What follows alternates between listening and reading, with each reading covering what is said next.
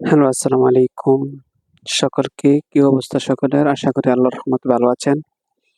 তো আমি আজকে আলোচনা করব আ একাদশ একাদশ দ্বাদশ শ্রেণীর হায়ার ম্যাথ 2nd পেপারের একটি চ্যাপ্টার, ৪র্থ চ্যাপ্টার বহুপদী ও বহুপদী সমীকরণ।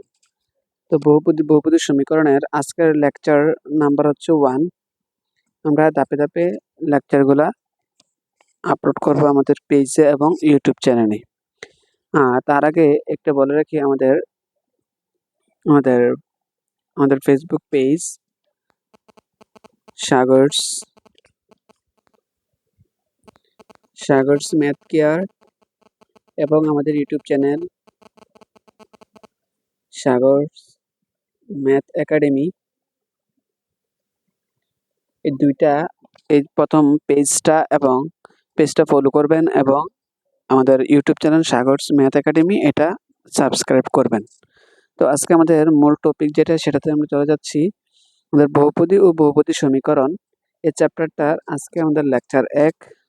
প্রথমে শুরু করতে যাচ্ছি বহুপদী। বহুপদী কি? বহুপদী হচ্ছে একটা রাশি যেখানে ধ্রুবক থাকবে এবং একটি চলক থাকবে। তো এখন আমাদের বহুপদী একটা রাশি যে বহুপদী সেটা হওয়ার কিছু শর্ত রয়েছে। এখন আমরা শর্তগুলো দেখব।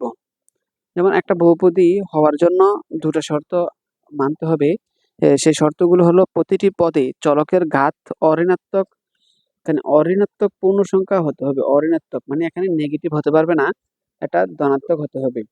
২ নাম্বারটা হলো পদ সংখ্যা হতে হবে সসীম।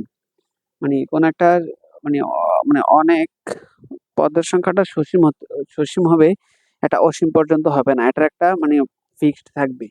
যেমন পদের সংখ্যা ১০ টা ৯ টা এরকম থাকতে হবে। মানে এটা কোনো যে ইনফিনিটি পর্যন্ত হবে এমন না।